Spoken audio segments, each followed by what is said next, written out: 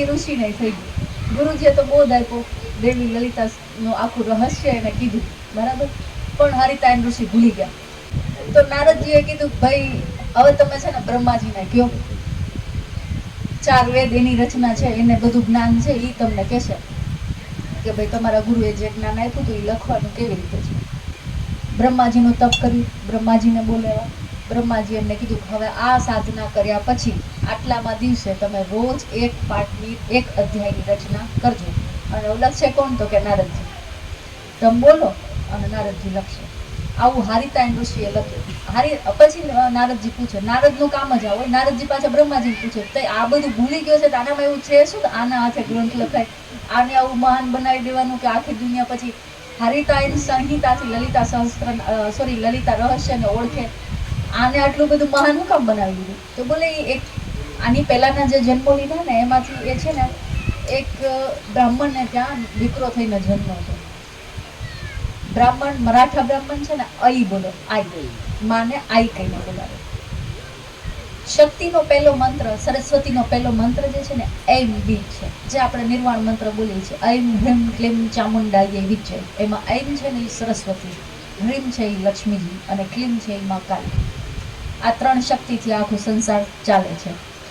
તો એ શક્તિ બીજને એના પિતાજી અનુષ્ઠાન કરતા બ્રાહ્મણ હતા, આ મંત્ર બોલતા. તો આ દીકરો કેમ તમારા નાના બાળકો તોતરું તમારા ચાળા પાડવા માંડે ને, એમ ઈ સમયે જે બ્રાહ્મણનો જે દીકરા તરીકે જન્મ લીધો હતો ને હરિતાયન ઋષિએ, તોતડું એ બોલવા માંડ્યા. પણ આમાંથી એક જ શબ્દ બોલતા, એગ. પણ મીઠું બોલતા આવડે નહીં, નાનું બાળક છે.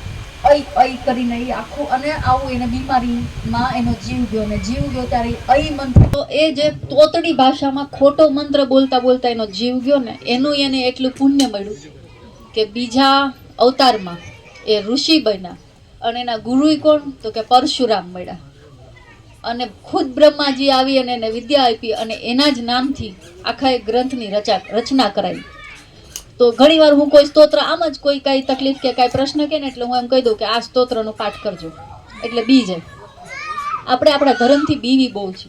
ખોટું બોલાશે તો, અક્ષરમાં ફેર પડી જશે તો, એટલે જાણે કેમ ભગવાન રાહ જોઈને જ બેઠા હોય, હા આની ભૂલ પડે એટલે દીકરાને મારું. આવું એ વાટ જોઈને નથી બેઠા, આપણે બીએ છીએ. તો આ ઉદાહરણ હું જે આપું છું ને એટલા માટે આવું છું કે એ આગલા જન્મમાં નાનું અમથું બાળક તોતડું એક ભૂલો પડેલો શબ્દ બોલતા બોલતા જો એનો જીવ ગયો હતો ને, તો એનું એને આટલું ફળ મળ્યું. તો કાંઈક તો શક્તિ હતી હશે ને મંત્રોમાં. સાચા ન બોલો તો ખોટા, પણ બોલો એ જરૂરી થઈ ગયું છે હવે. બોલો પેલું એ છે, ખોટા બોલો પણ બોલો. કેમ કે જે ખોટા બોલતા હશે ને એને સુધારવાનો ભગવાન અવસર તો આપશે જ, પણ જે હાવ બોલતા જ નથી એનો કોઈ ચાન્સ જ નથી. એટલે જે સ્તોત્ર, જે મંત્ર અથવા તો જે તમારા ઈષ્ટ હોય ને એનું કાંઈ પણ પૂજા પાઠ સ્તોત્ર રોજ બોલો. પહેલાં આપણે ત્યાં નિયમ હતો સ્વાધ્યાય પરિવાર કે એક આખો પંથની વાત નથી, રોજ સ્વાધ્યાય ઘરે ઘરે થાતું. મતલબ આખું પરિવાર બેસતું, ઘરમાંથી કોઈ નાનું બાળક જે પણ વાંચતા લખતા આવડતું હોય ને એ કોઈ પણ એક ગ્રંથનો અધ્યાય વાંચતો અને આખું પરિવાર સાંભળતું. આ આપણી પરંપરા હતી. હવે બધું જતું રહ્યું છે. રોજ વાંચો ને એમને એમ થાય રોજની રોજ રામાયણ શું વાંચવાની હોય, પણ હર વખત એ રામાયણ તમને કંઈક નવું જ્ઞાન આપશે. એક વખત ભગવદ્ ગીતા વાંચજો અને પહેલા અધ્યાયમાંથી તમને એ સમયે જે વિચાર આવ્યો ને એ પાછી બીજી વાર ભગવદ્ ગીતા વાંચશો અને પહેલો અધ્યાય વાંચશો ને એટલે વિચાર બદલી જશે, એનો ઓર ગહેરો અર્થ સમજાશે. ત્રીજી વાર વાંચશો એટલે એનો એક ઓર ઊંડો અર્થ સમજાશે. એટલે આપણા ધર્મ ગ્રંથોની કોઈ એક્સપાયરી ડેટ જ નથી. બન્યા ત્યારથી લઈ અને હજી આ સૃષ્ટિ રહેશે ને ત્યાં સુધી નવા જ રહેશે. કેમ કે રોજ નવું આપે છે, જૂના થતા જ નથી. પાછો જેવો માણસ વાંચે ને એને એવો અર્થ આપે છે.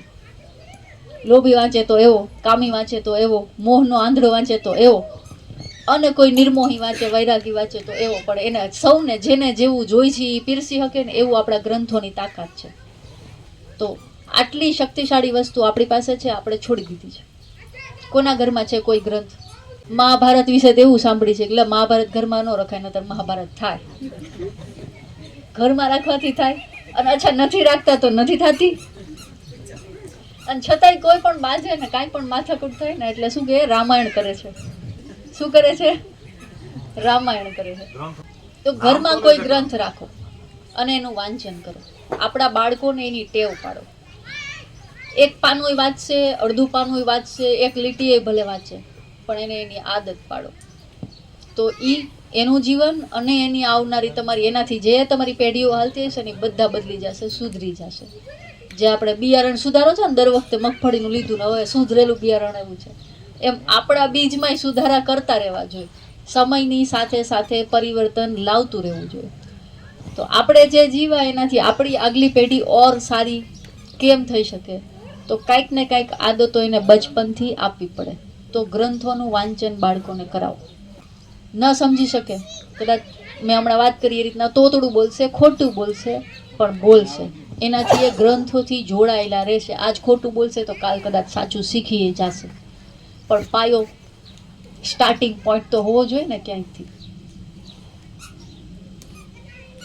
લલિતા સહસ્ત્ર નામ અથવા તો લલિતા, માં લલિતા ઉપર ફરીને પાછી આવું, શ્રી વિદ્યા ઉપર ફરી પાછી આવું.